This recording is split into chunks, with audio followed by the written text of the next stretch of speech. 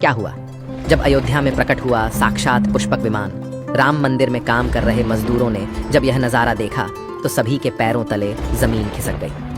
22 जनवरी, प्राण प्रतिष्ठा से पूर्व अयोध्या में इतने बड़े चमत्कार का होना सभी को आश्चर्य में डाल रहा है।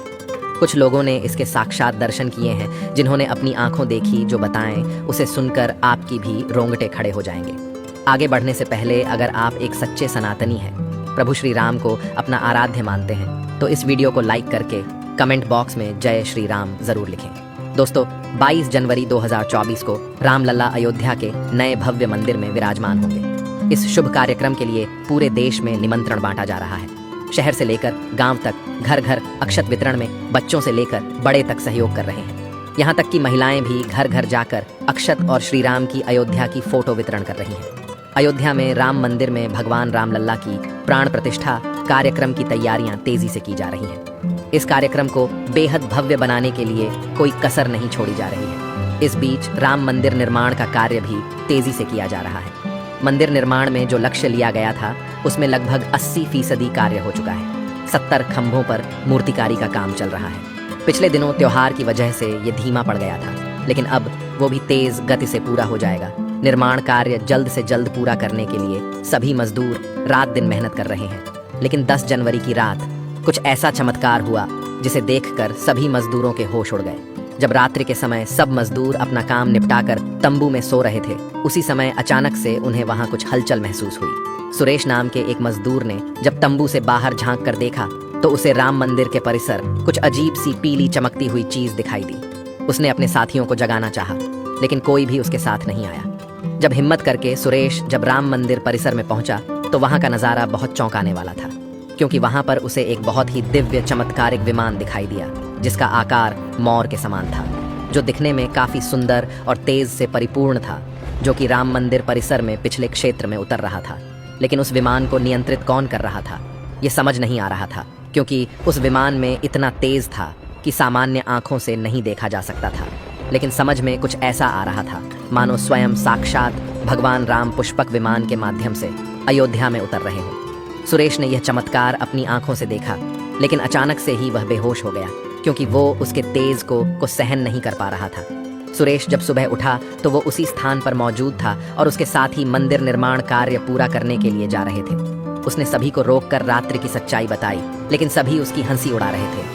लेकिन सुरेश मन ही मन समझ चुका था कि प्रभु श्री राम अयोध्या आ चुके हैं। यह उसके लिए सौभाग्य था कि उसे इतना सुंदर दृश्य देखने को मिला, जहां शायद उसने साक्षात पुष्पक विमान के दर्शन किए थे, यानी कि प्राण प्रतिष्ठा से पहले अयोध्या प्रकट हुआ साक्षात पुष्पक विमान। दोस्तों, देश के अलग अलग हिस्सों में कई बार अजीब सी आकृति के विमान देखे गए हैं, जिनका संबंध कई बार तो एलियन के साथ जोड़कर भी देखा जाता है। यानी कि अयोध्या में उस रात्रि को मोर की आकृति का विमान देखना वास्तव में प्रभु श्री राम का ही कोई संदेश हो सकता है।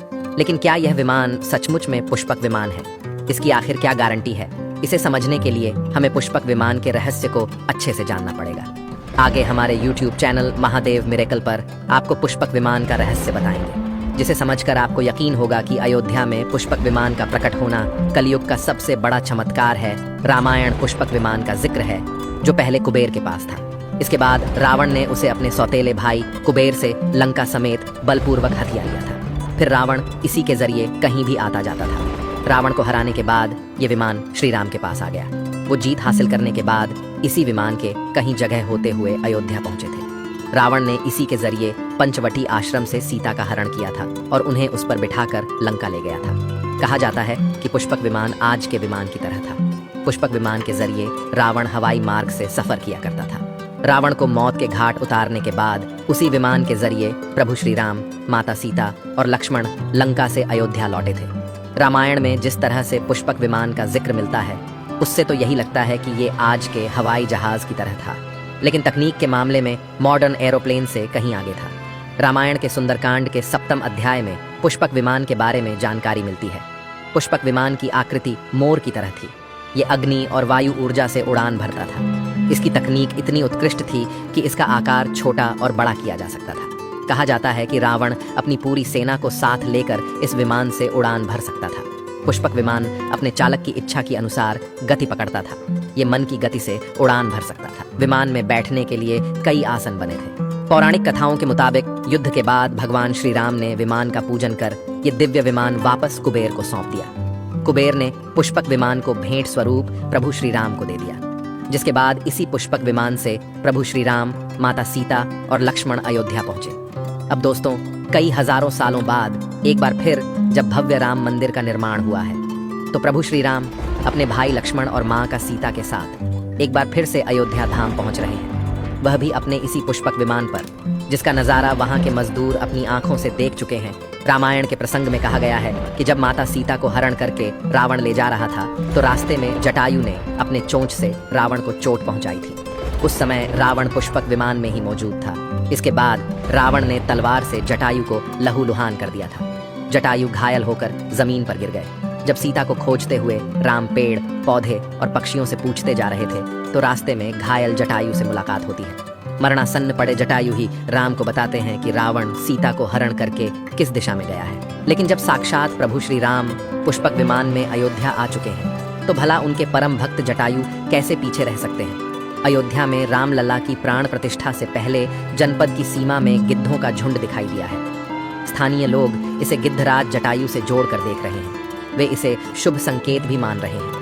मिल्कीपुर तहसील क्षेत्र के गांव धरोली में पिछले 10-12 दिनों से गिद्धों का झुंड वास कर रहा था। हालांकि उस गांव से गिद्ध उड़ गए हैं, लेकिन अयोध्या की सीमा में यहाँ वहाँ दिखाई दे रहे हैं। गांव वालों का कहना है कि पिछले 20 वर्षों से हम लोगों ने इलाके में गिद्ध नहीं देखे। अब जब राम मंदिर बन रहा है, तो इस गांव में लगभग 50 की संख्या में गिद्ध आकाश में दिखाई दे रहे हैं। उनमें से 10-12 गिद्ध गांव में ही सेमल के पेड़ पर वास कर रहे थे। गिद्धों के दिखने की घटना को ज्यादातर लोग राम से जोड़कर देख रहे हैं और शुभ संकेत भी मान रहे हैं। 22 जनवरी को होने वाले प्राण प्रतिष्ठा के समारोह में देश के प्रधानमंत्री नरेंद्र मोदी ने देश विदेश की कई महान हस्तियों को निमंत्रण दिया है। लेकिन आपको जानकर हैरानी होगी, नेपाल में भी कुछ विशेष लोगों को समारोह में आने का निमंत्रण दिया गया है। इसके पीछे का रहस्य जानकर आपके भी होश उड़ जाएंगे, क्योंकि नेपाल को भगवान श्री राम का ससुराल कहा जाता है। क्योंकि नेपाल एक समय पर जनकपुर धाम था, जहाँ के राजा थे राजा जनक, और उनकी पुत्री माँ सीता वहीं पर भूमि में से प्रकट हुई थी। जनकपुर धाम, जिसे मिथिला भी कहा जाता था। मिथिला संस्कृति में यह मान्यता है कि जब बेटी का गृह प्रवेश होता है, तो उसके मायके से तोहफा और अन्य सामग्री भिजवाई जाती है। इसी परंपरा के मुताबिक जब प्रभु राम का मंदिर में गृह प्रवेश होगा, तो सीता जी की ओर नेपाल से अयोध्या उपहार आ रहे हैं, जिसे भार यात्रा का नाम दिया गया है। राम मंदिर की प्राण प्रतिष्ठा के लिए भगवान राम के ससुराल नेपाल के जनकपुर से कपड़े, फल और मेवा के साथ साथ उपहारों से सजे 1100 थाल आने वाले हैं। इसमें आभूषण, बर्तन, कपड़े और मिठाइयों के अलावा भार भी आएगा, जिसमें 51 प्रकार की मिठाइयाँ, दही, मक्खन और चांदी के बर्तन शामिल होंगे। 22 जनवरी को प्राण प्रतिष्ठा समारोह होने वाला है। इसके लिए श्री राम जन्मभूमि तीर्थ क्षेत्र ट्रस्ट की तरफ से भगवान राम की ससुराल नेपाल के कई गणमान्य लोगों को निमंत्रण पत्र भेजे गए हैं। दोस्तों, आज हम राम मंदिर को बनते हुए देख रहे हैं। यह हमारा सौभाग्य है। लेकिन इस भव्य राम मंदिर के बनने में कई हजारों कारसेवकों और राम भक्तों का बलिदान छुपा है। उस समय आक्रमणकारियों ने काशी, मथुरा के साथ ही अयोध्या में भी लूटपाट की और पुजारियों की हत्या कर मूर्तियां तोड़ने का क्रम जारी रखा। लेकिन 14वीं सदी तक वे अयोध्या में राम मंदिर को तोड़ने में सफल नहीं हो पाए, क्योंकि हर बार राम मंदिर और अयोध्या की रक्षा करने के लिए आसपास के राजा मदद भेज देते थे। हजारों साधुओं ने भी मंदिर की रक्षा के लिए अपने प्राणों की आहुति दे दी। विभिन्न आक्रमणों को झेलते हुए श्री राम की जन्मभूमि पर बना भव्य मंदिर 14वीं शताब्दी तक बचा रहा। कहते हैं कि सिकंदर लोदी के शासनकाल के दौरान यहाँ भव्य मंदिर मौजूद था। 14वीं शताब्दी में हिंदुस्तान पर मुगलों का अधिकार हो गया और उसके बाद ही राम जन्मभूमि एवं अयोध्या को नष्ट करने के लिए कई अभियान चलाए गए। 1527-28 में इस भव्य मंदिर को तोड़ दिया गया और उसकी जगह बाबरी ढांचा खड़ा किया गया। कहते हैं कि मुगल साम्राज्य के संस्थापक बाबर के एक सेनापति ने बिहार अभियान के समय अयोध्या में श्री राम के जन्म स्थान पर स्थित प्राचीन और भव्य मंदिर को तोड़कर एक मस्जिद बनवाई थी। 19 जनवरी 1885 को हिंदू महंत रघुबीर दास ने पहली बार इस मामले को फैजाबाद के न्यायाधीश पंप हरिकिशन के सामने रखा था।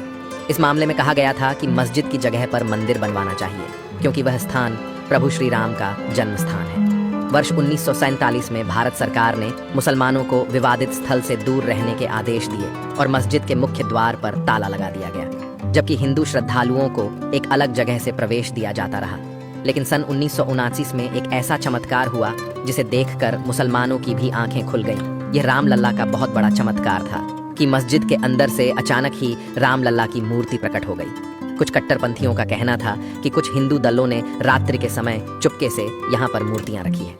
1939 में भगवान राम की मूर्तियां मस्जिद में पाई गईं। मुसलमानों ने इस पर विरोध व्यक्त किया और दोनों पक्षों ने अदालत में मुकदमा दायर कर दिया। सरकार ने इस स्थल को विवादित घोषित करके ताला लगा दिया। 30 अक्टूबर 1990 को हजारों राम भक्तों ने मुख्यमंत्री मुलायम सिंह यादव द्वारा खड़ी की गई अनेक बाधाओं को पार कर अयोध्या में प्रवेश किया और विवादित ढांचे के ऊपर भगवा ध्वज फहरा दिया। लेकिन 2 नवंबर 1990 को मुलायम सिंह यादव ने कार सेवकों पर गोली चलाने का आदेश दिया, जिसमें सैकड़ों राम भक्तों ने अपने जीवन की आहुतियां दी। सरयू तट राम भक्तों की लाशों से भर गया था। इस नृशंस हत्याकांड के बाद अप्रैल 1991 को उत्तर प्रदेश के तत्कालीन मुख्यमंत्री मुलायम सिंह यादव को इस्तीफा देना पड़ा। उस समय कोठारी बंधुओं के बलिदान की चर्चा खूब रही। दिसंबर 1992 को जब विवादित ढांचा गिराया गया, उस समय राज्य में कल्याण सिंह की सरकार थी। उस दिन सुबह करीब 10:30 बजे हजारों लाखों की संख्या में कार सेवक पहुंचने लगे। दोपहर में 12 बजे के करीब कार सेवकों का एक बड़ा जत्था मस्जिद की दीवार पर चढ़ने लगता है। लाखों की भीड़दाश को संभालना सभी के लिए मुश्किल हो गया। दोपहर के 3:40 पर पहला गुंबद भीड़ ने तोड़ दिया और फिर 5 बजने में जब 5 मिनट का वक्त बाकी था, तब तक पूरे का पूरा विवादित ढांचा जमींदोज हो चुका था। भीड़ ने उसी जगह पूजा अर्चना की और रामशिला की स्थापना कर दी। मुख्यमंत्री कल्याण सिंह का साफ आदेश था कि कार सेवकों पर गोली नहीं चलेगी। इस महान कल्याण सिंह जी को हम शाश्वत प्रणाम करते हैं। दोस्तों, राम मंदिर को बनता हुआ देखना सौभाग्य है, लेकिन जब भी हम इसके पीछे हजारों हिंदुओं का बलिदान देखते हैं तो हमारी आंखें नम हो जाती हैं। इस पूरी वीडियो को देखने के बाद आक्रमणकारियों के लिए आपकी क्या विचार है, इसे कमेंट बॉक्स में जरूर बताइएगा। हमारे महान शहीदों के लिए आपकी श्रद्धांजलि नीचे कमेंट बॉक्स में जरूर दीजिएगा। कोई भी बात अच्छी लगी हो तो लाइक जरूर करें और हमेशा ऐसे सत्य चमत्कारी घटनाएं देखने के लिए हमारे चैनल को सब्सक्राइब करके आप बेल आइकन को प्रेस कर लें। अभी के लिए आप सभी दर्शकों को हर हर महादेव।